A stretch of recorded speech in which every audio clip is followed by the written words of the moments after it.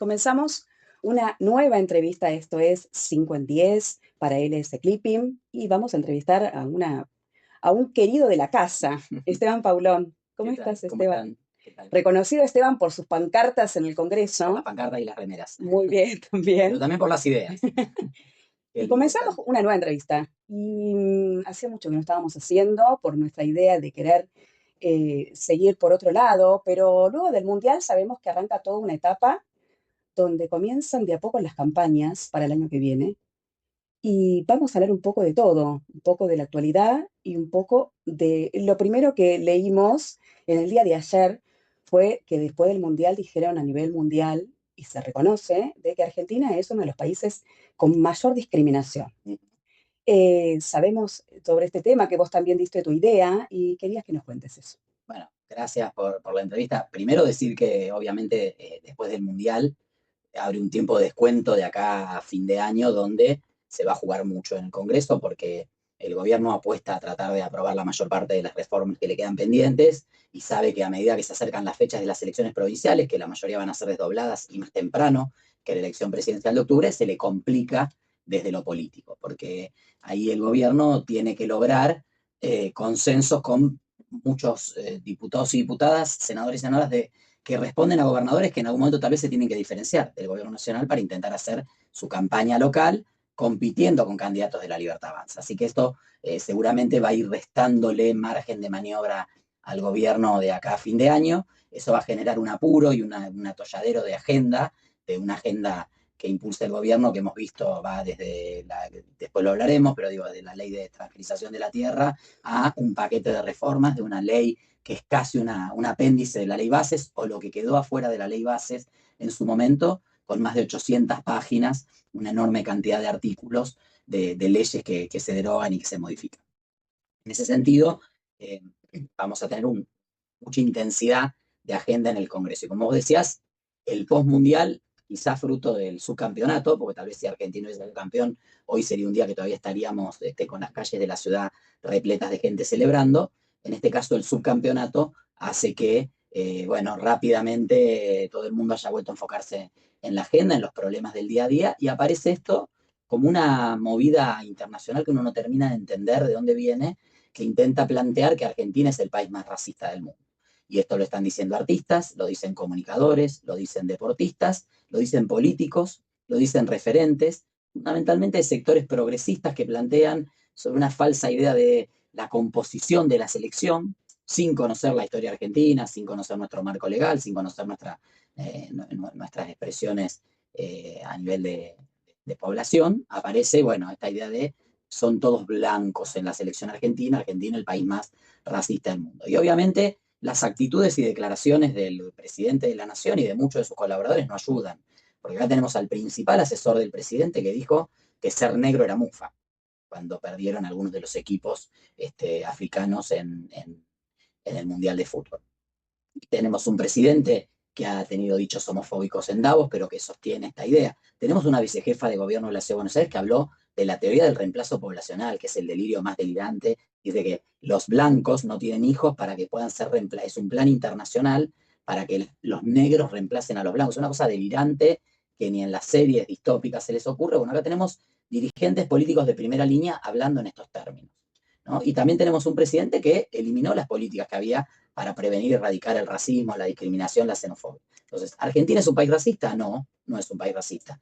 Argentina tiene, a ver, no es un país racista o no es más o menos racista que cualquier otro país del mundo. ¿Argentina tiene problemas de discriminación? Sí, tenemos problemas de discriminación y tenemos que abordarlos a través de la educación, de la política pública. Ahora, no es un tema estructural que haga que nuestro país sea especialmente racista o xenofóbico por sobre otros países. Reitero, la posición internacional del gobierno, el alineamiento acrítico del presidente Milei con Trump y con Netanyahu, con los gobiernos de Estados Unidos y de Israel, nos pone en un cuadrante del mundo donde hoy la mayoría de los países están en otro, entonces también hay un cruce de agendas y un cruce de temas que no tienen nada que ver con el pueblo argentino, que no tienen nada que ver con nuestra gente y con cómo hemos sido un país que siempre fue de puertas abiertas, que fue uno de los primeros países que eliminó con la libertad de vientre en 1813 la esclavitud y que lo consagró constitucionalmente en 1853. Desde 1853, una persona negra puede ser presidenta de la nación. Cumple los requisitos. En Estados Unidos, hasta los años 60, no podían viajar en los mismos colectivos. Y en algunos colectivos de transporte urbano, los negros iban atrás y los blancos iban adelante. Ese es uno de los países de los cuales representantes nos dicen que somos un país racista. Entonces, hay problemas de discriminación, hay problemas de racismo, hay que abordarlos como en todo el mundo, hay problemas de xenofobia, hay que abordarlos como en todo el mundo, pero no tengo dudas que Argentina es un país mucho más abierto que muchos de los países colonialistas e imperialistas que hoy nos están acusando de ser el país más racista de la historia, algo que es totalmente delirante. Bueno, Esteban, como decías anteriormente, se terminó el veranito mundialista de la gestión del presidente Javier Milei. Es más, en el entretiempo de la final del mundo, Sturzenegger mandó la reforma, 144 páginas, Uh -huh. la ley de propiedad privada y demás. Todo oscuras hacen. Eh, ¿Cómo lo ves, Esteban? ¿Cómo lo va a tratar el Congreso? ¿Crees que el puntapié lo dieron el otro día en el Senado, tirando para atrás lo de tierras? O no sé si tirando para atrás, Esteban, como poniéndole una A pauta. ver, el problema que tenemos es que la agenda parlamentaria hoy es la agenda que el gobierno impulsa. No hay un solo proyecto de un diputado libertario. Acá nosotros de las leyes que votamos, las leyes que se votaron, que no son del gobierno, son las que impulsó la oposición. Universidad de discapacidad, agarran los aumentos jubilatorios que después fueron vetados. El resto de los proyectos son lo que manda el Ejecutivo. Y entonces es bastante compleja la dinámica parlamentaria porque el Ejecutivo manda delirios. Incluso la ley de extranjerización de la tierra, que el gobierno ha llamado de inviolabilidad de la propiedad privada, que hay que recordar al gobierno que la Constitución Nacional ya establece que es inviolable la propiedad privada y los procedimientos de expropiación son muy puntuales, no son masivos en Argentina, tienen todo un requisito. Vos, mira, hasta para expropiar un terreno para hacer una plaza, necesitas una ley provincial, una ordenanza municipal, tiene que estar en el marco de la ley de expropiaciones, se tasa, se paga, o sea, el gobierno intenta construir una fantasía de que estábamos en rumbo a un modelo donde se iba a abolir la propiedad privada y por eso hay que cuidar la propiedad privada. Por supuesto, hay que cuidarla para los que la tienen. La enorme mayoría de la sociedad argentina no tiene propiedad privada, no sabe lo que es propiedad privada, no tiene un auto, no tiene una moto, no tiene una casa, no tiene un departamento. Pero bueno, ratificar que la propiedad privada debe ser cuidada, ningún problema. Ahora, tras ese título en realidad no hay nada de inviolabilidad de la propiedad privada. Lo que hay es apertura y extranjerización de la tierra, leyes que hoy tienen límites al porcentaje de tierra que se puede vender a extranjeros, prohibiciones para que estados extranjeros compren tierras, afectación de tierras a usos determinados cuando estas tierras han sido, por ejemplo, arrasadas por el fuego, puede haber habido un incendio intencional, que es una práctica de desmonte bastante común y bastante popular en muchas provincias.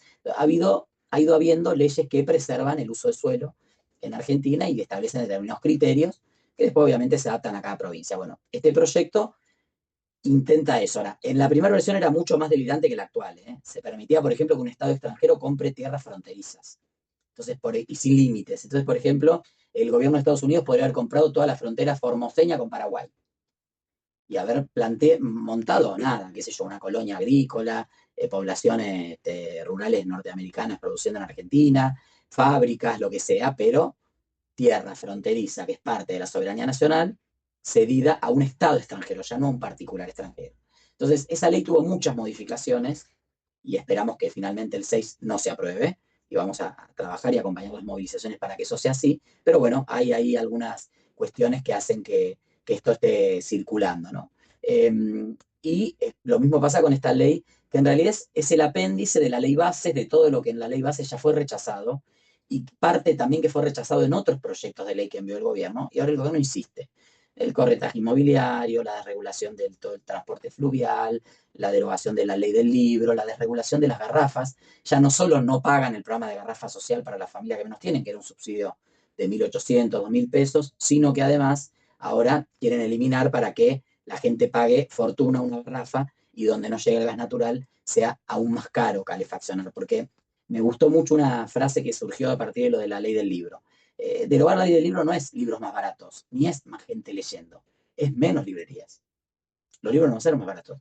Va a haber una operación del mercado que hoy disputa entre las librerías de barrio, las librerías pequeñas y las librerías de cadena, que van a bajar los precios violentamente, van a hacer quebrar a la mitad de la librería argentina y después van a poner los precios de descante. Digamos, así funciona el mercado. Cuando vos tenés sectores que han ido creciendo en base a la librería de cadena, que han ido creciendo desproporcionalmente. Aparte, es un mercado que no le cuesta un peso al Estado. Y funciona. Si algo funciona, no le cuesta un peso al Estado, no hay objeción de los usuarios que son los que compran. ¿Por qué? Ir a romper algo que funciona. Entonces, esa ley, obviamente yo le veo varios problemas, porque son temas que ya se han discutido y porque va a tener mucha visibilidad. Veremos finalmente por dónde entra, se supone que entraría por Senado, veremos si en el Senado también se hacen modificaciones o se logra que se modifique. Algunas de las modificaciones que están en esa ley estaban en la ley Hojarasca. Se sacaron de la ley Hojarasca hace meses. O sea, por eso Sturzenegger también tiene, cuando Milei hablaba de termos mononeuronales, debe haber estado pensando en Sturzenegger, porque es una Y persona que va como la gota que horada la piedra, ¿no? Insiste, aparte con sus dogmas, que son tremendos. Y Esteban, ¿por qué te pensás que se da eso? Yo noto como una especie de mareo. Están mencionando al Mm, ministro de regulación o sí, puede ser. desregulación, ponele. Pero será porque la división que hay en la sociedad. Nosotros venimos, estamos acá, hacemos entrevistas con colegas tuyos de la Cámara Alta, Cámara Baja, que quizás están en tema, pero salimos a la puerta y Nadie Esteban, sabe. nadie sabe. No, el gobierno plantea, digamos, se sube a un sentimiento que no es antiestado. Argentina no es un país antiestatal ni antipúblico. Por supuesto, una cosa es el Estado, otra cosa es lo público. Hay una diferencia ahí, y la verdad que el Estado muchas veces ha sido mal utilizado, y por eso la gente votó una propuesta que decía hay que destruir el Estado, hay que tirar una bomba en el Estado, hay que dinamitar el Banco Central.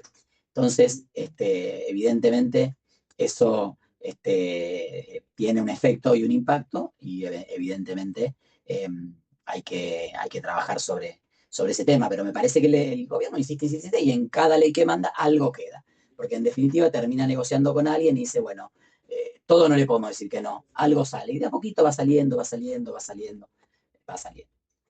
bueno, una de las cuestiones que también vienen al caso, que es un tema que principalmente es fundamental tener en cuenta, el tema de la falsa denuncia, un artículo que existe hoy en el Código Penal y que se plantea como un proyecto de ley impulsado por una de las senadoras, y sabemos que vos tenés mucha implicancia en esa idea, sabemos que es muy bajo el porcentaje de denuncias que existen y de todas maneras quieren impulsarlo.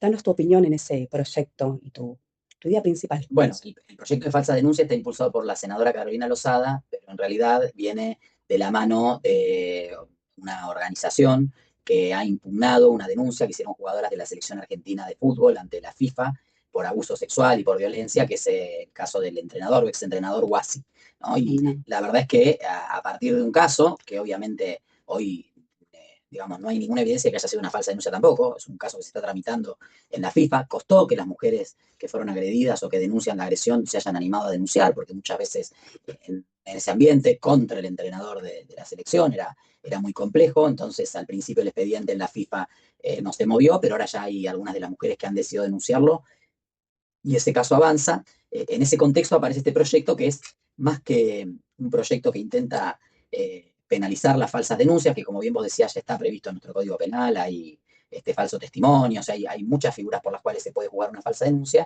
Lo que intenta es aleccionar a las denunciantes de los verdaderos casos de abuso, a las y los denunciantes, desalentar la denuncia. Por eso nosotros decimos que es un proyecto que termina avalando y amparando a los pedófilos y a los abusadores, porque vos imaginate que un pibe, una piba que ha sido abusada o abusado, que ha sido víctima de violencia de género, de golpe tiene que decidir ir a hacer una denuncia a un juzgado donde no sabe cómo lo van a tratar o cómo la van a tratar, donde se expone a que después sea denunciado. Entonces, han tomado algún caso muy marginal, son muy poquitos los casos de falsas denuncias que se han constatado, han tomado un caso bueno, que ha tomado estado público, de un chico que supuestamente la madre había denunciado falsamente a su padre y los había separado y él se reencontró con el padre, y sobre un caso que obviamente si fue una falsa denuncia, totalmente condenable, y de hecho, si fue probado, quiere decir que la justicia tiene las herramientas para probarlo, uno no puede desincentivar las denuncias de situaciones de violencia y de abuso, al contrario, necesitamos más educación sexual integral, necesitamos una ley más abierta y necesitamos más recursos en la justicia para las verdaderas denuncias, no para las falsas denuncias, que como ha dicho el Poder Judicial también, a través de los distintos informes del Ministerio Público Fiscal, representan el 0, del total de denuncias, ¿no? Sobre el 100% de las denuncias de abuso y violencia de género es marginal realmente la cantidad de denuncias que han sido demostradas como falsas o a las que se les ha denunciado por falsas denuncias, ¿no? Y en un país donde todavía hoy cada 34 horas una mujer muere víctima de un femicidio, que se produce muchas veces porque fueron a denunciar y no les aceptaron la denuncia, o porque personas denunciadas quedan libres anticipadamente. la verdad es que uno no puede admitir una legislación de este tipo. Por eso hemos expresado nuestra oposición. Vamos a estar acompañando el 4 de octubre, el 4 de agosto, perdón, una actividad que se realiza en el Senado previo al tratamiento del tema aquí primero empezó por el Senado porque es un proyecto, como dijimos, de la senadora Carolina Lozada, y obviamente, independientemente de que el proyecto haya sufrido modificaciones y haya intentado suavizarlo, la verdad que el hecho de poner sobre la mesa como un tema relevante en términos de violencia de género la falsa denuncia, debilita fuertemente también el incentivo que tienen las personas a denunciar este tipo de delitos, que por otra parte muchas veces son muy vergonzantes, son muy difíciles, son muy complejos, y que obviamente tenemos que seguir animando a la gente a que los denuncie. Esteban, para ir cerrando y darte las gracias, estamos en el anexo del Congreso, lugar de trabajo. Para ir cerrando, Esteban, año electoral el que viene, año muy movido. Hay el principal punto que se va a discutir de acá hasta que se den los comicios, las PASO, Esteban. ¿Vos te pensás que el gobierno va a poder bajarlas o va a haber PASO? Bueno, evidentemente los votos no los tiene para eliminarlas porque ha quedado un poco en el camino el proyecto de eliminar las PASO y se habla de suspenderlas. En los efectos prácticos, suspenderlas también para esta elección va a tener el mismo efecto que quiere el gobierno, que es llegar sin el desgaste de una elección previa en la cual se podría ver alguna debilidad electoral del presidente, que hoy lo están mostrando la mayoría de las encuestas, pero cuando la gente va a votar ahí la encuesta determina y hay una constatación. Dice el gobierno que querer evitar una situación similar a la que vivió Mauricio Macri en 2019. La verdad que si uno lo escucha al ministro de Economía, que dice que ganan caminando, uno no tiene por qué pensar que tendrían miedo de ir a las urnas. Pero bueno, están en ese esfuerzo, y en ese esfuerzo evidentemente están abriendo también una negociación de otros temas, ¿no? Esto de las colectoras, unas primarias abiertas ni simultáneas ni obligatorias. La verdad que todas cuestiones que se parecen bastante a la casta. La casta cambia las reglas de juego para beneficiarse electoralmente, ¿no? Entonces, en otra actitud de casta, como tantas a las que nos tiene acostumbrado el presidente anticasta, aparece esta presión por la derogación o por la eliminación o por la suspensión de las PASO, que hoy los votos no están, por eso también se demora, pero bueno, habrá que estar atentos porque de la mano de la suspensión o eliminación de las PASO viene una reforma política muy profunda, antidemocrática, que va contra las minorías, que intenta dejar fuera de juego electoralmente a muchos de los partidos políticos nacionales y provinciales, y en ese sentido tenemos que nosotros cuidar un sistema de partidos políticos que funciona bien, que al Estado no le cuesta un peso porque el fondo partidario permanente es marginal, la, digamos, la inversión que hace el Estado en el fondo partidario permanente. Un partido nacional como el Partido Socialista recibe por año 1 millón de pesos por año para su funcionamiento. Ya no pagas ni la internet, de las 12 cuotas de internet del año. Entonces, es mentira que la política le cuesta al Estado. Al Estado y a la sociedad le cuesta Adorni, le cuesta la corrupción, le cuesta Andís, le cuesta la renegociación de la deuda y el endeudamiento que está tomando Toto Caputo solo para pagar deuda y no para hacer obras de infraestructura. Eso le cuesta Libra, todo eso le cuesta plata al Estado. El sistema de partidos no. Argentina es uno de los países que menos financiamiento tiene para el sistema de partidos, pero bueno, el gobierno necesita no tener a nadie enfrente. Entonces está buscando la forma de desordenar a la oposición. Esperemos tener la inteligencia colectiva como Congreso de no permitir este atropello.